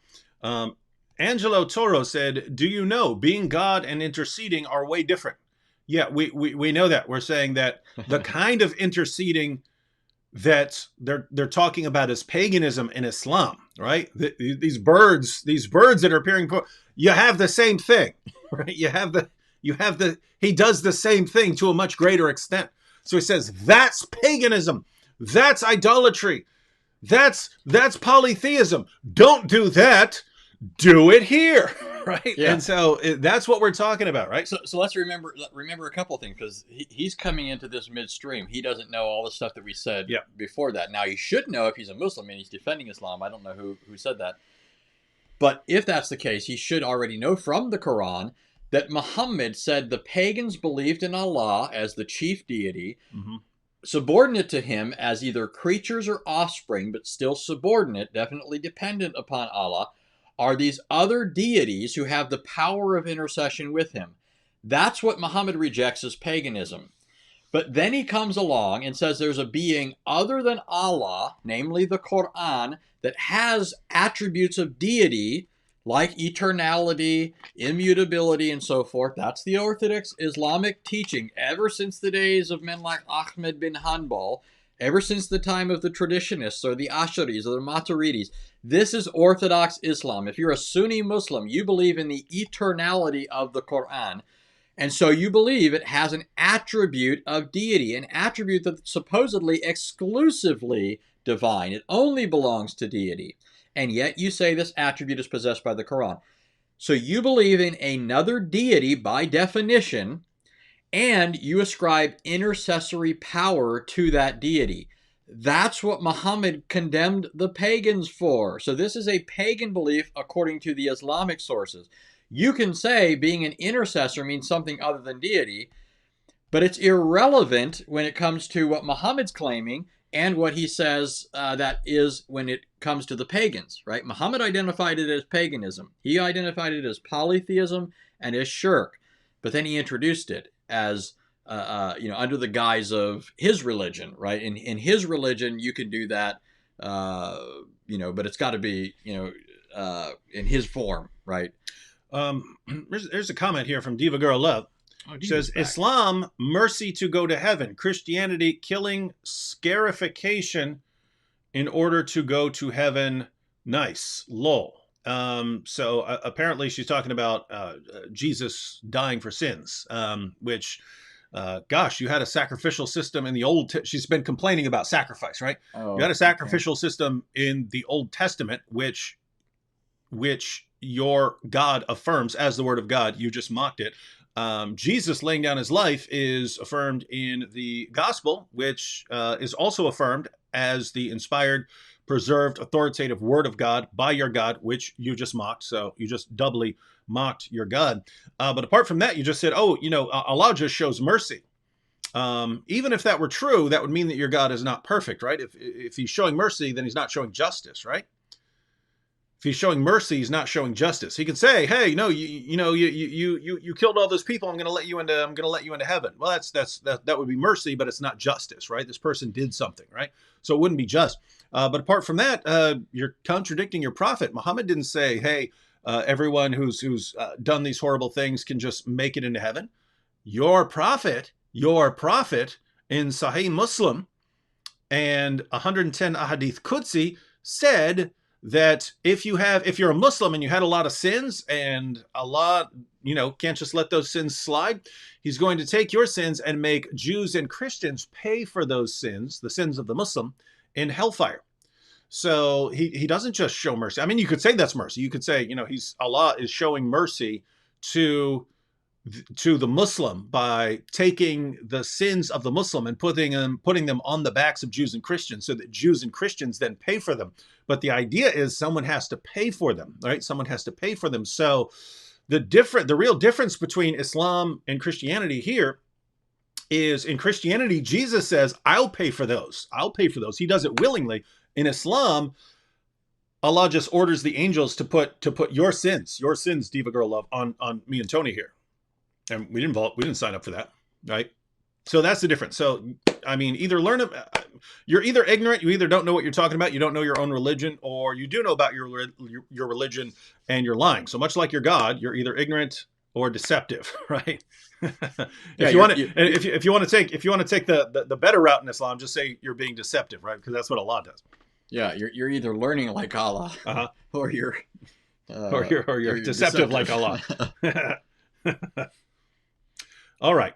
We should be wrapping up here in the next 8 minutes or so because we have recordings to do. So, what do you want to do? You want to take another question or two? Yeah. Wait, did you have anything else, or are we good on that? Well, in the videos, they're going to get this argument made in a very tight way. I'll make sure all the sources are in there. I'll include the comments from Yasser Qadi and so forth. So I think we've done a sufficient job just sort of broaching that argument and getting people kind of acquainted with it. So we can take a couple questions or what have you. All right, so we go. Here's one from a guy who was really trying to get attention for a while. I am Muslim. Do you guys need to mock Islam to preach the gospel or to baptize? You hate us so much, but Jesus said, "Love your enemy." Dude, we're mocking Islam because we love you, right? Because you need to hear this, right? You're not hearing the truth about your fake prophet from your religious leaders. You're not hearing it from your parents. You're not going to hear it from politicians. You're not going to hear it from journalists. You're not going to hear it from You're not going to hear it from Hollywood. You're not going to hear it from the education system. The only place you're going to hear about how pagan your religion is from us. And when we do it, you say, "Oh, you hate us for telling us the truth." Right? Muhammad, our prophet, he came along and said, "Oh, if you have these birds interceding for you, that's paganism. Now believe in these bird chapters of the Quran who are interceding for you." No one points it out to you. No one points it out. No one points out to you how you have deified the Quran, which is distinct from Allah. No one points this out to you. We point it out to you so you can actually make an informed decision. And you go, "I can't believe you hate us so much. You hate us for telling us the truth." So what? So just go ahead. Let's go ahead and flesh that out. To tell you the truth is hatred. What does that suggest? That to love you would be lying to you, right? So the people who lie to you all the time, namely your religious leaders, like your people like Zakir Naik and so on, they're the ones who love you by lying to you.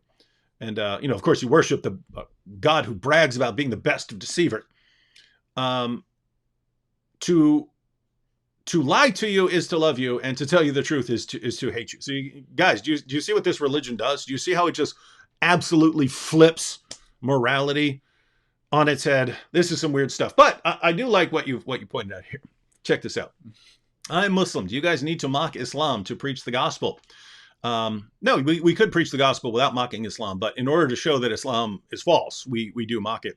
Or to baptize. You hate us so much. No, we don't. We love you, and that's why we're sitting here night after night. No matter how dumb your objections are, we still just continue trying to tell you the truth. But Jesus said, "Love your enemy." Well, that's interesting, because in saying that, you've just noticed he acknowledges that Jesus said, love your enemy, right? So Jesus, whom you regard as a prophet,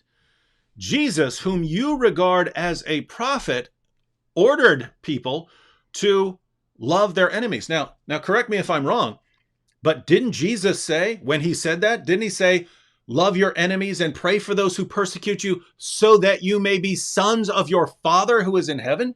Didn't he say that? Did. So in other words, you are trying to be more like God, who loves even your enemies, right? You're trying to be more like God, who loves even your enemies, right? So our Muslim friend just admitted that Jesus said that, right? He just admitted that Jesus, whom he regards as a prophet, said that God loves even my enemies, right? Now, why is this a problem? Well, if Jesus is a true prophet and speaks the truth, then he's just condemned Allah as a false god and Muhammad as a false prophet. Why? Well, we turn to the Quran and we find out that Allah does not love most people, the vast majority of people. Allah has no love for them. Let's go and read a couple passages. Allah does not love those who exceed the limits. Surah 2, verse 190.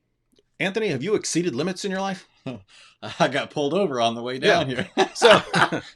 So guess what? Almost all human beings exceed the limits, with the exception of Jesus. All human beings exceed the limits. So Allah doesn't love them. Allah does not love any ungrateful sinner. Surah 2, verse 276. Allah does not love the unbelievers. So non-Muslims, people who don't believe, Allah doesn't love them. Allah does not love the unbelievers. Surah 3, verse 32. Allah does not love the unjust. Surah 3, verse 57. Allah does not love him who is proud or boastful. Surah 4, verse 36. Allah does not love the extravagant. Surah 7, verse 31. Allah does not love the treacherous. Surah 8, verse 58. Allah does not love the mischief makers. Surah 28, verse 77. Allah does not love any arrogant boaster. Surah 57, verse 23. So Allah doesn't love his enemies. He doesn't love your enemy. Allah doesn't love most people. But our Muslim friend just admitted that the God of Jesus does love all these people. He does. And therefore, the God of Jesus is not the God of the Quran. And therefore, the God of the Quran is a false God. And Muhammad's a false prophet. Y'all catch that? Because notice, you can't say, well, maybe Jesus was wrong. A Muslim can't say, well, maybe Jesus is wrong, right? Now you might say, well, maybe the sources about Jesus saying that were corrupted. Well, he already admitted that Jesus said that, but Muslims can't even say that, because the Muslim sources, the Quran and the Hadith, affirm the inspiration and the preservation and the authority of the scriptures that Christians have. The scriptures that we have and we still possess. There's no way around this, guys. There's no way around this, right? By affirming Jesus, Islam self-destructs, because Jesus contradicts Islam over and over and over again like a beating drum. That's about it. Any final words, Anthony? Yeah. Let me throw in a couple things. Number one, let's just set some of that aside for a second. Think about this. The Bible never makes any reference to Islam, to the religion of Muhammad, to his distinctive beliefs. There's a very good reason for that. It comes afterwards. But that means if somebody is right in saying that what we're doing is inconsistent with what Jesus did,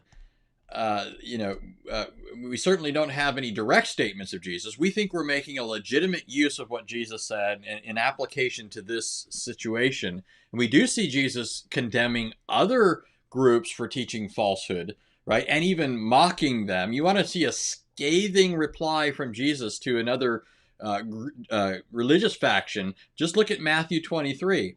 In Matthew 23, Jesus over and over again has these words that are not only scathing, but dripping with sarcasm, satire. It's rich. And so it does show that at least, Jesus as a paradigm, we take him as a paradigm, we can in fact do this sort of thing. There's nothing inconsistent with Jesus and his teachings and what we're doing presently. In fact, Jesus was the master at it. If there's anything to be said, it's that we're falling short of Jesus' perfected use of these skills. But the fact is that the Bible never makes reference to Islam. But does Islam make reference to Christianity? A lot. Does Islam speak in exalted ways about Christianity, or does it denigrate Christianity? According to Muhammad, in fact, why is Muhammad run out of Mecca? Muhammad's run out of Mecca because Muhammad was making fun of their gods. So if this person thinks that it's wrong for one religious group or a religious individual to make fun of or mock or condemn the beliefs of other people, then he's condemning his own prophet by his own criteria, right? Because his prophet actually did, in fact, make fun of pagans, and he also made fun of Christianity. Only his criticism of Christianity don't really stick. They actually apply to Islam. Mm-hmm. So I mean, I'm not really sure. Oh, wait, there she's back. Did she say anything good? Well, she's kind of making it too easy, right? Oh, okay. So that's been dealt with a lot of times. It's my goodness. It's, you know, we want to get off here and make our videos, but you know, if Diva Girl Love just says something weird and it kind of only applies to her, you know, that's terrible. But when she's saying the same kinds of things that Muslims say over and over again, and she makes it so easy to show the real, true spirit of Islam, you got to love that, right? So here we go, ladies and gentlemen. You've already seen it over in the chat. Diva Girl Love said, Jesus said in the Bible, bring my enemy and slay them before me. Lol, is that loving your enemy? Wow. Diva Girl Love, I've pointed this out to you before. When you hear from your apologists, Jesus said, and I've heard this from Ahmed Didat, right? I've heard it from Zakir Naik, that Jesus is commanding his followers, hey, you, my followers, bring my enemies here and slay them before me. What happens if we actually turn to the passage? We all know, people have already pointed out to you, Jesus is telling a story. Jesus is telling a story that starts in Luke chapter 19, verse 12. He said, therefore, a nobleman went into a far country to receive for himself a kingdom and then return. Calling 10 of his servants, he gave them 10 minas and said to them, engage in business until I come. But his citizens hated him and sent a delegation after him, saying, we do not want this man to reign over us. You can continue reading the passage. It's the ruler in this story. It's the nobleman in this story whose subjects rebel against him. It's the nobleman in the story who says, bring them here and slay them before me. What do your leaders say? What does Ahmed Didat say? He says, aha, this is Jesus. He leaves out the whole part about this being a story. And he says, this was Jesus. Look, it's Jesus saying this. Notice, you could do this, right? I could take Ahmed, I've got to do this in a video, right? I could take Ahmed Didat and do the same thing, right? When Ahmed Didat says, and Jesus said, as for my enemies, bring them and slay them before me. I can cut out that little part of Ahmed Didat and then say, you see, Ahmed Didat ordered people to bring his enemies before him and slay them. What an evil, sick person. Right? Anyone can do this. The fact that your religious leaders and your great apologists do this, completely massacre the context and do so deliberately, that should tell you something. But I've already said this to you. No matter how many times they lie to you, and they're lying to you about Jesus, they're lying to you about God, they're lying to you about Islam, they're lying to you about Christianity. No matter how many times they lie to you, you just keep believing anything they say mindlessly. And you have, I'm guessing you have the same kind of view that we just looked at, namely, the people who tell you the truth, they hate you. The people who lie to you, they love you. Because Islam has, by some stretch of the imagination, Islam has compelled you to think like that.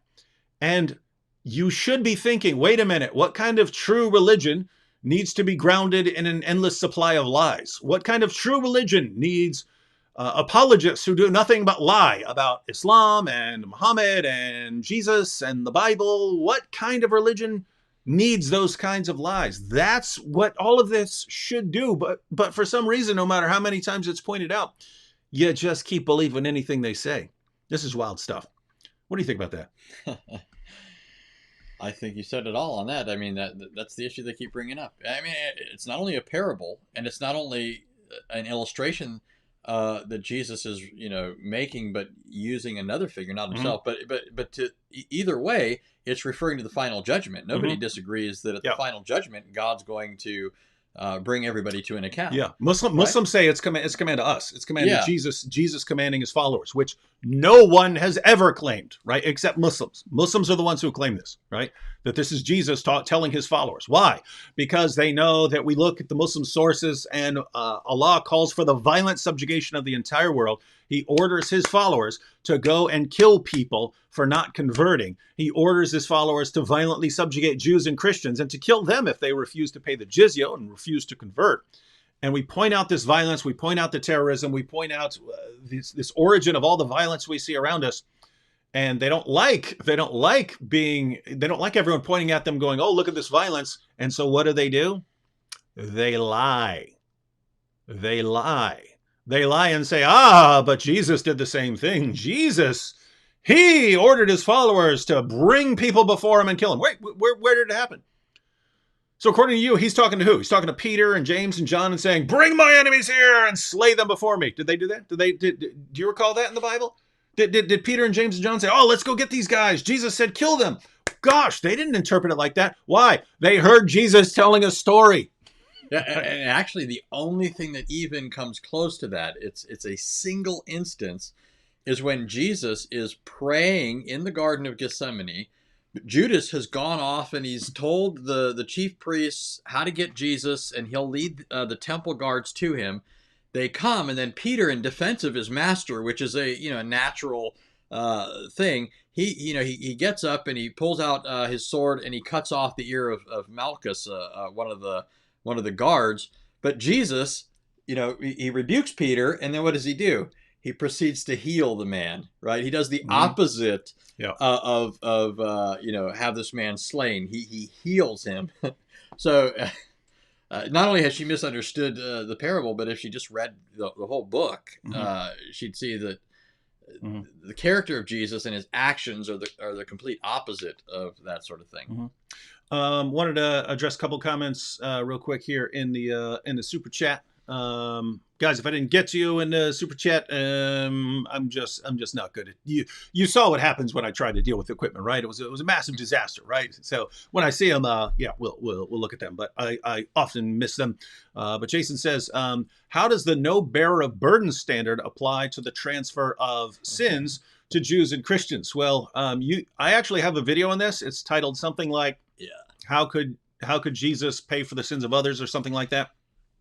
You might want to check that out, because what you find in this situation is that the Quran is inconsistent, right? The Quran says no bearer of burden, talking about a burden of sin here, no bearer of burden shall bear the burden of another.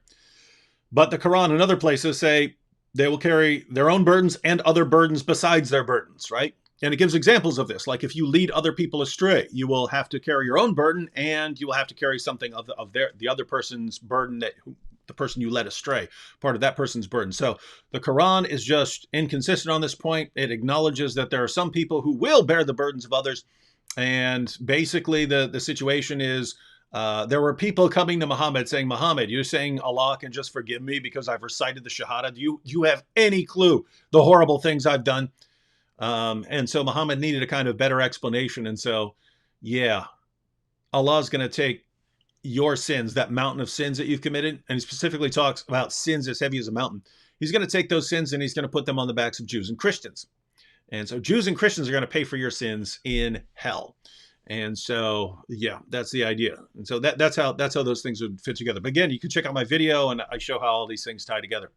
Arlen says, David Wood, are you starting a GoFundMe for Anthony's equipment? Not right now. I mean, if I end up having the money, I'll just buy him. I'll just buy his stuff. But I actually know that a couple of us are going to be needing equipment this year for some of the things that we're doing. So I need another 1 or 2 cameras. Now, I mean, the camera I have now, I will use until it falls apart. I love this camera, but for some of the stuff we're doing where we need multiple camera angles and things like that, gonna have to get some equipment down the road. I'm having a problem with one of my 2 microphones, and so but Anthony is going to need a full setup. But people contribute to my channel and stuff like that. So if I might just have enough at some point. So I'll go ahead and grab the equipment. If not, then we will do some sort of GoFundMe or something like that. All right. Hang on. What is this? I'm looking at the other. There's some super chats there. So Say Brav said, be good. There's only one who's good. You like that? Why are you laughing at that? Snakehead 4 didn't say anything, but is in the super chat. Michael R. Burgess just said thank you, so that's cool. And all right, guys, we have to sign off now because we're making an entire video series here all about the various ways. What? Give them a quick rundown because this is going to be coming out. Yeah, we're doing a video. Not full rundown, short rundown. Yeah, short rundown. So we're going to do a series on how Islam, contrary to its pretensions, is not an example of pure monotheism. Mm-hmm. Muhammad claimed to be introducing pure monotheism into Arabia, where the original monotheism had been corrupted. And in the course of trying to do away with that, he ends up really presenting us with an amalgamation of all kinds of pagan ideas. And so on the surface, I mean, you do have these statements where Allah says he's the only God, or where he condemns belief in other gods. But once you start looking just a little bit underneath the surface, you start to see, no, it's the same old paganism. It's kind of like, you know what it reminds me of? I'm going to use this in my video. Get ready to expect to hear this. It's kind of like Jacob, right? He wants to marry Rachel, but he wakes up in the morning and discovers it's Leah. Oops, right? wrong girl. So Muhammad, he thinks that what he's doing is delivering pure monotheism. He pretends that's what he's doing. But when you take the covers off, you realize, hey, this is the uncomely one. It's not that pretty one that I had my eyes on. It's this other thing.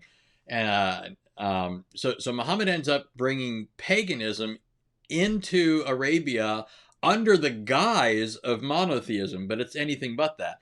So what I'm going to do is I'm going to show how he does that. I'm going to show how he violates Tawheed over and over and over again, and how he does it in ways that he's otherwise already condemned, right? He condemns the idea of another eternal reality other than Allah, and then he says the Quran is eternal.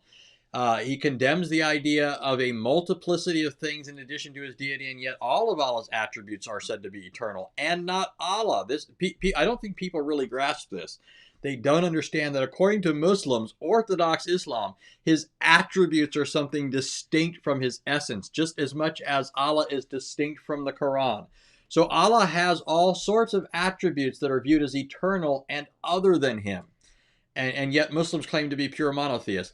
These attributes are viewed as independent in some sense, right? We didn't even touch on how his attributes actually conflict with one another. So these are, remember... His mercy triumphs over his wrath. Yeah, remember what Muhammad said in opposition to paganism? He said, if there were other gods, then there'd be no unity in the world because they'd be warring with each other, right? Well, here you have Allah's eternal attributes at odds with one another, his mercy triumphing over his wrath. In Christianity, God's mercy doesn't triumph over his wrath. God is both just and merciful. He's both just and the justifier of those who have faith in Jesus, precisely because he poured out his wrath upon Christ as our substitute, and by means of him then is able to pour out mercy upon us. His attributes are perfectly honored and intact and so forth. So anyways, what I'm going to do is just show that this sort of thing happens over and over again in more ways than you can even imagine, and in more ways than Muslims want to admit. Yeah, and just to tie what we're talking about right here together with what we're talking about yesterday.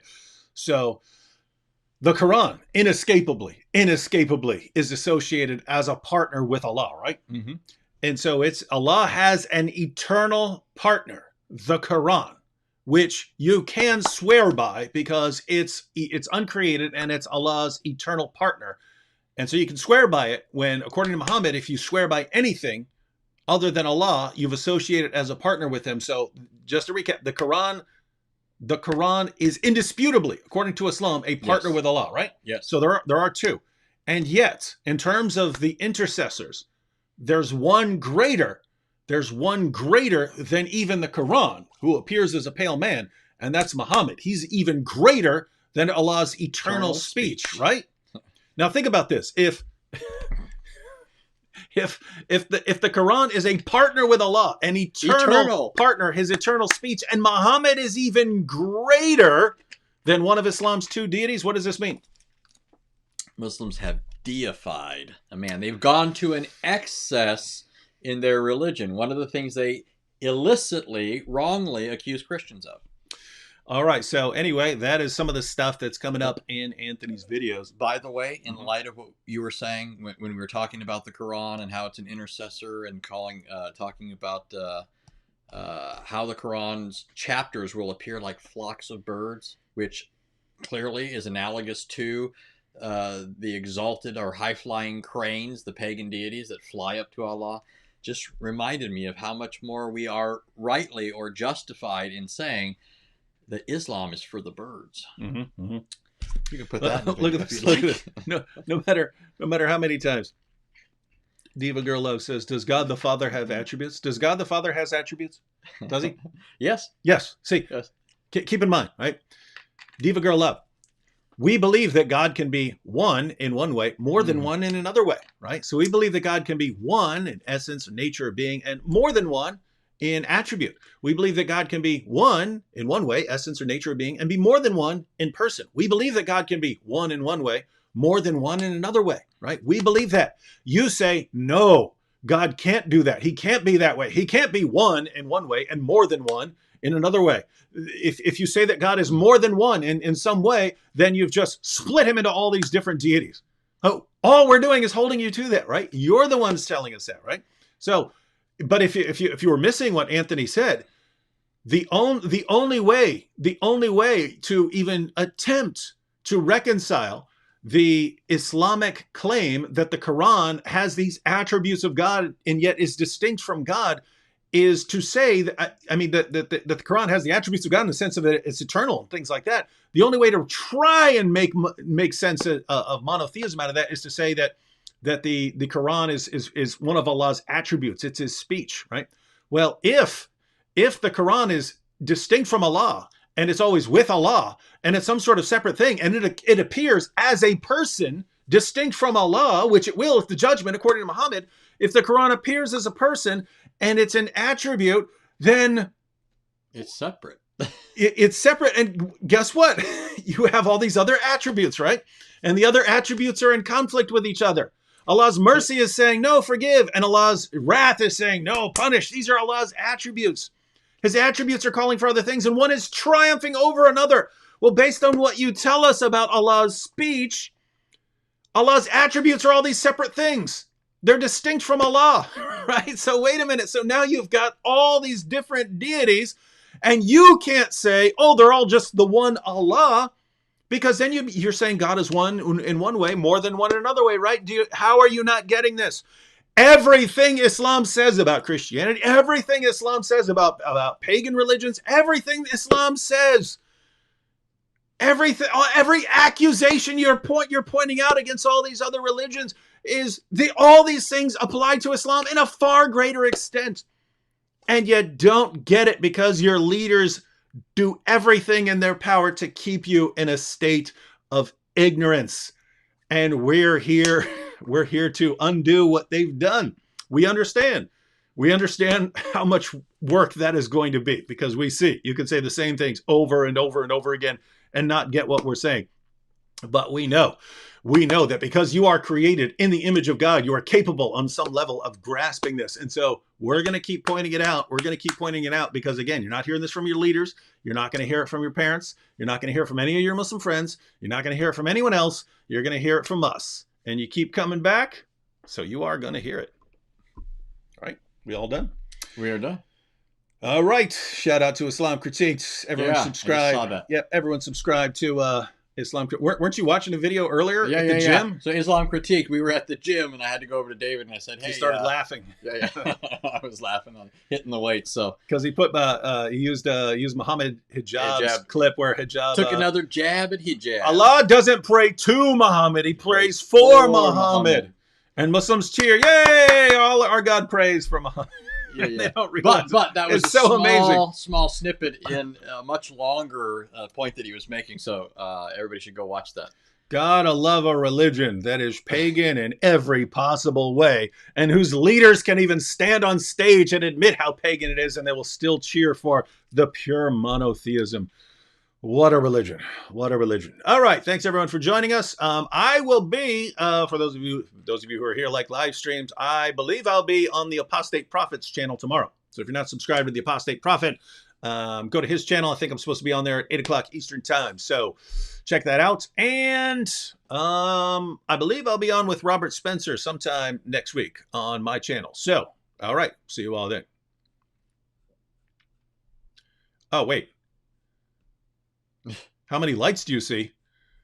Huh? There are 4 lights. I could do that much louder, but I think my baby just went to sleep. There are 4 lights. What lights? What are they It's a referring Star to? Trek reference, I'm assuming. Oh. All right. Catch you later.